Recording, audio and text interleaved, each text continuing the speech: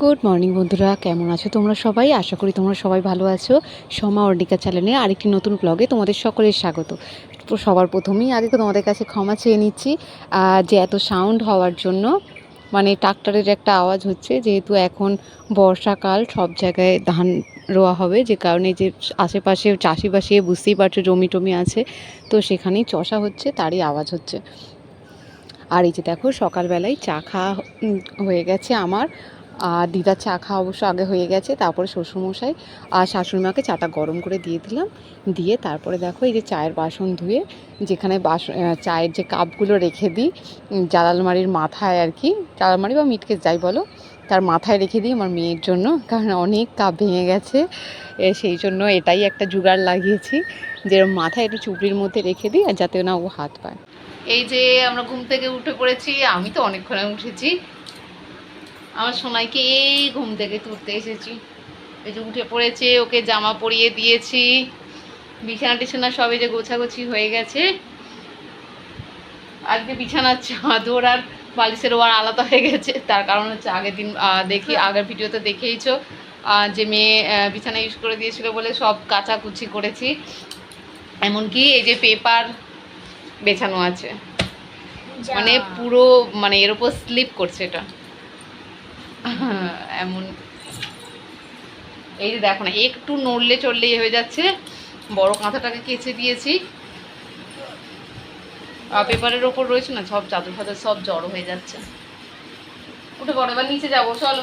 এবার খেতে হবে তো, আমি করবে না কেন? দেখো না, বলছে খাবে না। দুধ খাবে তো? দুধ খেতে হলেই গায়ে জ্বর। সব ঠিক আছে, না খেতে দিলেও চলে যাবে। মানে সারাদিন যদি জল ঘাঁটতে দেওয়া হয় ব্যাস, আর কিচ্ছু চাই না। আর জল নিয়ে খেলা করবে, বাসন কোসনে এতে জল ঢালবে, তাতে জল ঢালবে, সব বোতলে যে জলগুলো ভরে রাখবো সেই জলগুলো সব ফেলে দেবে। আর খেলতে হবে না, এবার নিচে যাবে, চলো। আমি করতে হবে, চলো। কি হচ্ছে চাদরটা?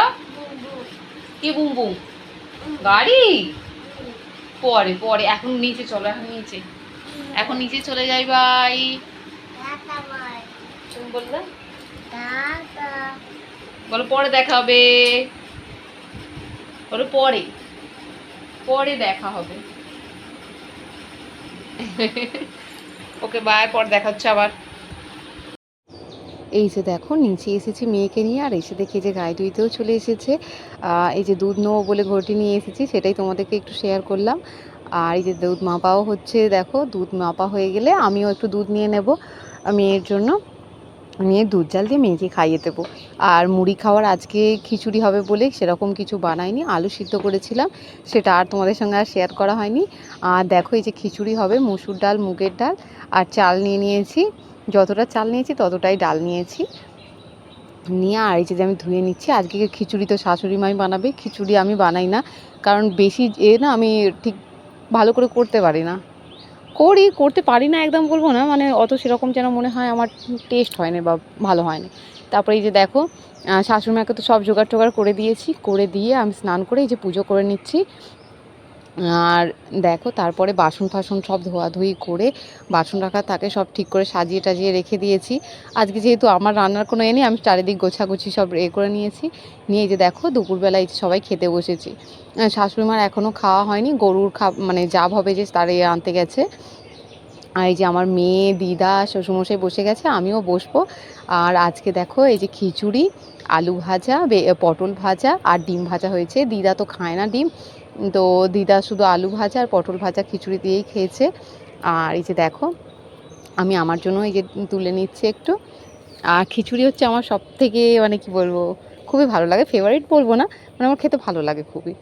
আমার আর শ্বশুরমশাই দুজনেরই খিচুড়ি খেতে খুবই ভালো লাগে। মা অতটা পছন্দ করে না, তোমাদের দাদা তো একদমই পছন্দ করে না। তো এই যে আমার মেয়েও খেতে বসেছে, আমার মেয়ে তো খায়নি, ও ডিম ভাজা, আলু ভাজা, পটল ভাজা এগুলো খেয়েই উঠে পড়েছে, ওর ঝাল লাগছে আর কি। আবার আলু চাইছে, ও দাদুকে আলু দিয়েছি দেখে বায়না করছিল। আর দেখো অল্প করেই দুপুরের মতোই জাস্ট খিচুড়ি করা হয়েছিল, মানে একদম মাপিক ঠিকঠাক। আর তারপরে এই যে দেখো বিকালবেলা আমার শাশুড়িমা যে তাল খাইতে বসেছে, একটা তাল পেয়েছিল। তালটা অবশ্য কোনো টেস্ট নেই, না তেঁতো না মিষ্টি, মানে কোনো নেই। যাই হোক, এই প্রথম পাওয়া গেছে, যে কারণে ভাবলাম যে পরোটাও মানে হবে না, মানে অল্প, যে কারণে ভাবলাম অল্প করে একটু ফুলুরি করে নিই। তো এই যে দেখো চাল ভিজে দিয়েছিলাম, মিক্সিতে এই যে কুটে নিয়েছি, দুবার লেগেছে ছোট এটায়। আর এই যে তার দেখো এই যে কালো জিরে দিয়ে দিচ্ছি, আর অল্প একটু 1 চিমটি জাস্ট খাবার সোডা, আর পরিমাণ মতো নুন দিয়ে তারপরে তালটা দিয়ে চিনি দিয়ে মেখে নেবো, ভালো করে মেখে রেখে দেবো। আবার পড়তে চলে আসবে, পড়তে আসার আছে, তো পড়তে চলে আসবে, মেখে রেখে দিচ্ছি। তারপরে পড়া ছুটির একটু খানিকক্ষণ আগেই করে নেব, তার কারণ হচ্ছে একটু ওরাও একটু খাবে, ওদেরকে একটু 2-4টে দেবো আর কি, যে কারণে তাড়াতাড়ি করে আগে থাকতে মেখে রেখে দিচ্ছি। শাশুড়িমা তাল খাওয়া হয়েছে আর আমিও মেখে রেখে দিয়েছি, তার কারণ হচ্ছে চিনিটাও গলে যাবে, আর চিনিটা গললে তবেই তো ভালো লাগবে খেতে। এই দেখো আমার মাখা হয়ে গেছে, আর এই যে চাপা দিয়ে আমি রেখে দিচ্ছি। তারপরে এই যে দেখো পড়াতেই জামা কাপড়গুলো গুছিয়ে নিয়েছি, ওখানেই ঘরেই পড়ছে আর কি, বিছানায় পড়ে, আর আমি মেঝেটায় বসে একটু জামা কাপড়গুলো গুছিয়ে নিয়েছি। আর কদিন তো এই বর্ষার ওয়েদার, বুঝতেই পারছো, জামা কাপড় মানে দেয়া যে কি কষ্টের, আগের ভিডিওতে তোমাদেরকে বলেইছি যে কত কাচাকুচি করতে হয়েছে। 2-3 দিনের জামা কাপড় মানে শুকনো হয়েছে 2-3 দিন ধরে। আর তোমাদের সঙ্গে শেয়ার করলাম যে আমাদের ঘরে খাটের নিচে দেখো না, মানে সারা বছরের যাকে বলে পেঁয়াজ কিনে আর কি স্টোর করে রাখা থাকে। তারপরে এই যে দেখো পড়া ছুটি দেওয়া হয়ে গেছে, 10 মিনিট আগেই ছুটি আজকে দিয়ে দিয়েছি, কারণ ওদেরকে একটু ফুরুলি খাওয়াবো বলে। আর এই যে আমার মেয়েরও সাউন্ড হচ্ছে, সরি। আর দেখো তেল দিয়ে দিয়েছি, তেল গরম হয়ে গেলে আর এই যে দেখো আমি ফুরুলিগুলো ছেড়ে দেবো। আর আমি একসাথে অনেকগুলো করে ছাড়তে পারি না, আমি একটা করেই করতে পারি। তো এই যে যেমন পারি সেরকমই করছি।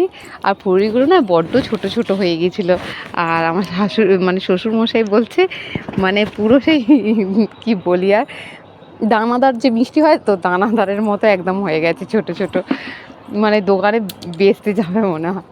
কিন্তু বড় করতে গেলে না অনেকটা বড় হয়ে যাচ্ছে, মানে মাঝারি সাইজটার হচ্ছে না। তো যা হচ্ছে ধরি না বিক্রি করতে যাব। আর এই যে দেখো ফুলগুলো এই যে তুলে নিচ্ছি, আর খেতে সত্যিই সুন্দর হয়েছিল। তারপর দেখো, আর আমার মেয়ে বারবার এসে জ্বালাচ্ছে,